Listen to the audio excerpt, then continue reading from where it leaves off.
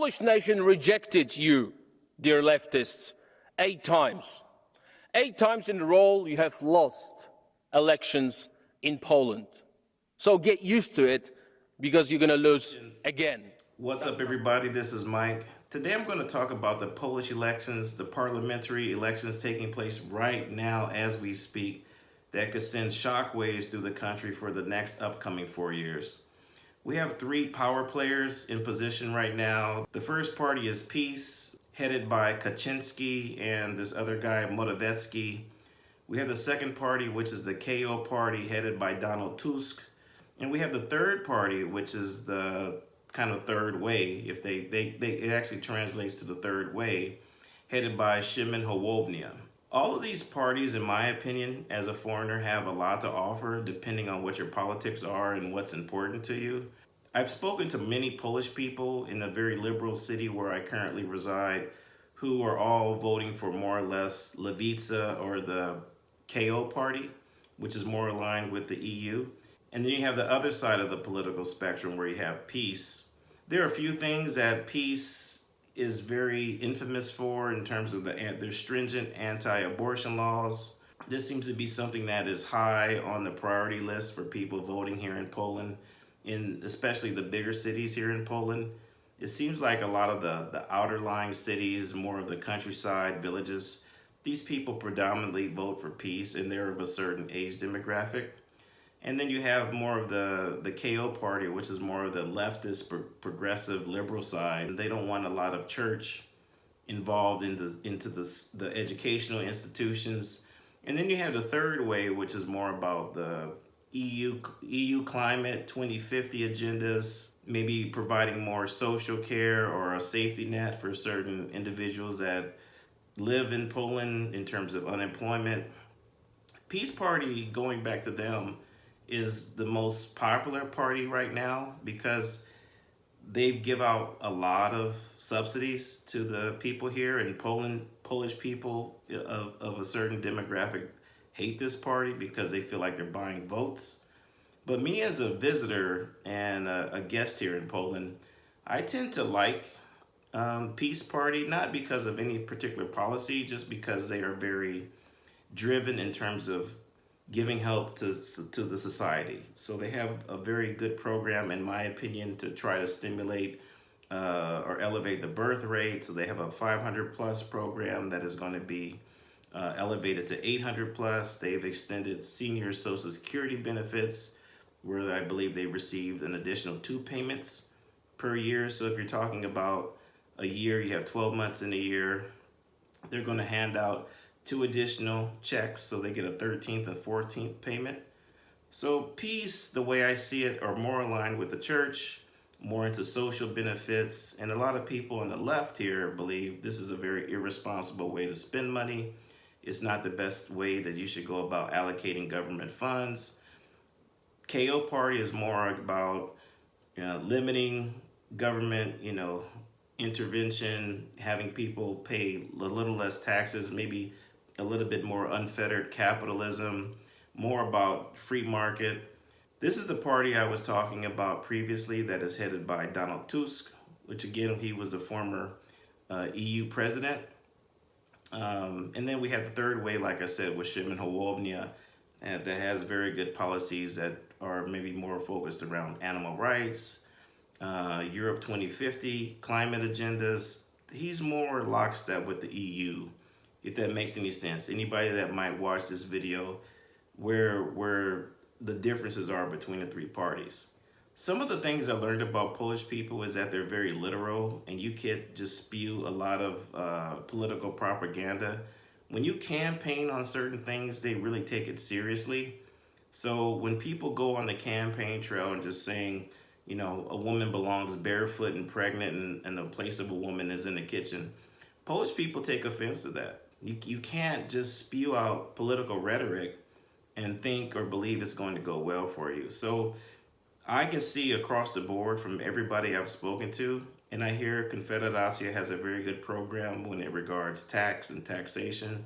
One of the things I also learned about Polish law is that even though you're a Polish citizen and you live outside the country, you still have eligibility to vote In my opinion, I think that's a little far-fetched. I don't think this right should continue to exist, but I'm just a foreigner here. And who am I to tell a country how their voting laws should apply?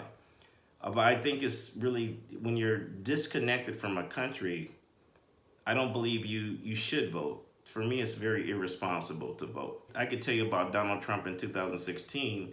I can't tell you about the guy today. I don't think he's changed much, but I would feel very irresponsible participating in an American election cycle when I have no connection to the country for the moment. There's a guy that I watch on YouTube from time to time. I observed him when I was living in the States, and he's somebody, not to say I've come to admire, but I appreciate his hard stance on a certain policy and how he doesn't really waver from that policy. One of the things I noticed with this particular individual is that they try to put him in a corner and they try to trap him, but he's a pretty slick and cagey and crafty character, and he's also very consistent in his messaging. I've noticed over the past 4 or 5 years before moving here, I've watched outlets like BBC try to put him in a corner. I watched this interview with Mehdi Hassan many years ago before he joined MSNBC. Dominic Tarczynski, for me, is consistent on this policy when it regards illegal immigration. We're going to look at this montage I put together. Actually, you're not anti-immigrant or anti-refugee. You're okay with white Christian immigrants from Ukraine. You've taken around 2 million of them in. You're just not okay, it seems, with brown Muslim refugees from the Middle East. White people fine, brown people not fine. There's a word for that, isn't there, Dominic? Good evening. Thank you for having me. It has nothing to do with your color. It has nothing to do with the religion. I keep repeating it for the last 4 or 5 years. It's all about safety and the common sense. It's not about Ukrainians who are allowed to come to Poland. It's about illegal migrants who wants to cross our borders. And if you're brown, white, yellow, or whatever, if you want to cross our border illegally, you're not allowed. We are reacting. Everybody had agreed to go out to dinner and split the bill. Everybody went out to dinner, everybody ate, but at the end, hold on. At the end, Poland said, "Oh no, I'm not paying because I took my other friend out for lunch earlier and I paid. I brought in Ukrainian migrants. I brought in 2 million. So I don't want to be a part of this burden." Why do you guys stay a part of this club if you so fundamentally disagree with the Germans and the others on absolutely everything? Why do you bother? Because Germany and Russians, they want to drink Dom Perignon, and they want us to drink water. That is the difference. So if they want us to have a lunch together and split the bill, they have to eat the same thing and they drink the same thing. Let me give you some data about Poland and Polish democracy. The lowest unemployment in European Union is Poland. The highest GDP after COVID in European Union is Poland. One of the lowest debts in European Union is Poland. So don't give us this rubbish about the need of educated immigration, as we heard yesterday. We don't need your doctors. We don't need your engineers. Take them all and pay for them. We don't need them. You know why? Because there's zero terrorist attacks in Poland. Why? Because there is no illegal migration in Poland. So you're going to vote in this referendum against illegal immigration? Yes. Do you think that illegal immigration is a problem in Poland? At this moment, no. But if you look, for example, for French or for Great Britain, I think it's a not good situation when the people from Africa came. These people don't want to assimilate, for example, with Polish people or French. How will you vote in the referendum on illegal immigration? No, przeciw będę, żeby nie przyjmować. Do you think that Poland should accept quotas, migrant quotas from the European Union? Nie, absolutnie. Uważam, że Unia powinna zmienić kierunek. Nie relokacja, a deportacja. How are you going to vote in the referendum on illegal migration? Oczywiście odpowiedź jest tylko jedna. Nie wpuszczać i tak jak jest teraz bezpiecznie, żeby to zostało. Have you felt unsafe before living so close to the border? Before the crisis, no, never. never. I used to leave my cars open, my house open. But of course, during the crisis, I felt unsafe, yes. I had some migrants here on the farm, and I've seen traces of people passing. So some sandwiches that were thrown, some clothing, jackets and so on. There are some people in the West who say that borders are racist. What do you say to that argument? I cannot even discuss that. You shot me with this question. I mean, I'm sorry for laughing, but I cannot take this question seriously. How many millions of people they died defending their borders in the past? And if your ancestors were building prosperity of your country, you have the right to decide who you want to share it with, this prosperity. How will you be voting in this illegal migration referendum? I will be voting against. There are some people in Poland who say that they're going to refuse to vote in this referendum because they say the question is biased. What do you say to that? Well, everyone has a choice, of course. If someone doesn't want to vote, it's a free country, so it's not obligatory, of course. I believe that most of the people, though, they believe that we have the right to protect our borders and that we are completely against the illegal migration. And at least here, I'm sure that in the big cities, people might think differently, you know. Very strict grassroots basic policy gets misconstrued, as I said, about being attached in the line to racism, which is the furthest thing from the truth. I live very close to a government building, and I cannot tell you the countless amount of people I've seen coming from African countries, Singapore, Vietnam, countries from all over the world, India, it's countless. So it's funny to see the mainstream left media frame this guy to be racist, which is, I'm not saying it's not true, I'm just saying I have no evidence of it. And when I look at the media, they just try to paint this broad brush about the Peace Party currently in power as being racist. They've let in a ton of immigrants through the legal way, which we all should be doing as countries. We want to know who we have coming into our countries. We want to know who we need to vet, who's legal. I've gone through the same naturalization process, so I've also had to experience this as well. It's not something restrictive to just Muslims and Muslim countries. It's across the board. They have a hard stance on illegal immigration, but somehow that gets framed to be racist. There's one thing I can tell you about Poland. It's very xenophobic. Analysts say xenophobia has deep roots. Polish society is still very monocultural, in other words, simply very white. We lack people of a different skin color who we'd normally see on the street. The acceptance of various types of otherness is low in Polish society. This does not apply to migrants of a different skin color, but to all people who stand out. They don't like a lot of change. Even the ones that view themselves to be liberal, they don't like a lot of change. They are pretty much grounded in their culture. They know who they are. Some are very open, but this is a really small faction, a very small minority. Most Polish people that I've spoken to that will not dare talk to me on camera, so I'm basically speaking for them, they like responsible immigration. Many of them will say, did you see what happened in Germany? Did you see what happened in Sweden? Did you see what happened in France? Many Polish people, even on the liberal side, will say these things behind closed doors. And I know it's not very sexy, it's not very fashionable to talk like this. But as I said, there's something consistent, at least with these three parties, that they share. They like responsible immigration. Whatever else they have going on when it pertains to LGBTQ rights, women's rights with abortion, separation of church and state, more senior and social benefits, those vary tremendously. These are huge, it's a huge broad spectrum. If I had to cast my vote just based on what I've seen by living here in a foreign country, it does feel very safe. I get taxed quite a bit. I don't earn a lot of money, but I do get taxed at quite a high rate. I don't have children. I don't go to university. I'm too old for that. I am not a citizen. And I'm very comfortable paying the taxes I pay because I can see it being spent in a way, maybe not in the most responsible way, because there could always be some type of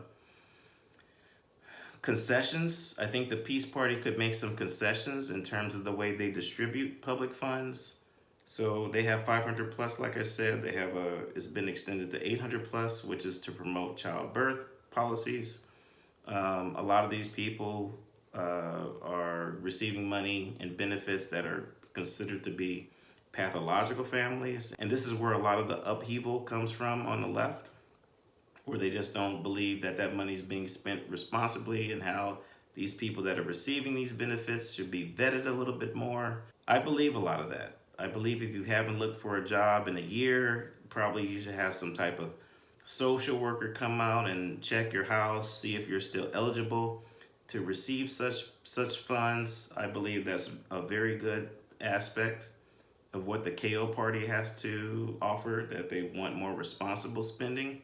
Nothing wrong with that. So they want more responsible spending, less taxation, Peace Party, social benefits for everything. Peace is giving away money. Peace is plucking money off trees. If you vote for Peace Party collectively, you're throwing money at everybody. Open your boxes. 1, 2, 3. You get a car. You get a car. You get a car. You get a car. You get a car. You get a car. People hate that aspect of this party because they feel like they're buying votes. I'm a little partial on that because I do like the safety net that they provide in terms of it does feel safe if you walk around Poland. I believe they have a very strict immigration policy, like I said, but they are not anti-Muslim. If you walk around any major Polish city, you will see kebab places run by Turkish people. There are plenty of Muslims in Poland. Maybe not as much as in Germany, maybe not as much as in France, maybe not as much as in Sweden. But there is a Muslim population here that is thriving and doing very well. They don't have these tenements. There isn't like a slum in Poland that I visited, and believe me, I've been to many cities across this country. When you put all these factors in, I tend to favor peace a little bit more because I think the people that are voting for, not necessarily these fringe parties, but I don't think they know what's waiting for them on the horizon. I think they're voting with their feelings. Again, women's rights, very strong issue. Abortion rights, huge, huge, huge issue. All of these issues are important, but I don't know if they're thinking about the other side of the spectrum. The security they walk among, if they really appreciate that. And I think a lot of these people who are voting against peace aren't necessarily thinking about their security interests. They're voting from their heart and their feelings, which I totally understand. The LGBTQ is not a thing here. They don't have many rights in terms of marriage, adoption. They don't have as many rights as we do in America. So I totally understand this part of the party, the KO party. I do understand Lewica, this third way party. And I also understand peace. It just depends on where you are in your politics and what's important to you. This particular election seems to be more important, and I'm very much forward looking to the outcome, what the outcome is of this election, because I believe this will dictate how Poland moves and navigates through the EU in the upcoming years. If Poland becomes an isolationist country, there's a lot of talk about Poland trying to pull out of the EU. Whether or not that's true or not, we don't know. So very interesting times right now in Poland, and where Poland sees itself in the whole EU country club, where it falls right now. It's a huge economic power right now. The GDP is amazing right now, still one of the strongest GDPs in Europe. Huge investment on the international side. Anyway, for anybody that's watching this video, may the best party win. I really hope peace wins because it just feels a little good for me. I feel relatively safe here, and I believe when you get a certain age, that's also a very important thing. Just to walk around and feel safe, feel comfortable in your own skin, to know you're not going to get sucker punched, whacked upside the head, shot. These are things I think Polish people don't know about because they don't live in this type of society. But coming from that society in America, where I know you constantly have to keep the head on a swivel, you constantly have to think about your well-being and protection of your well-being, I'm so tired of that, and I just hope Polish people use their brains and not necessarily their hearts. So that's it. I hope you appreciate the video. We will see what the outcome of this election will be. Until the next one, peace.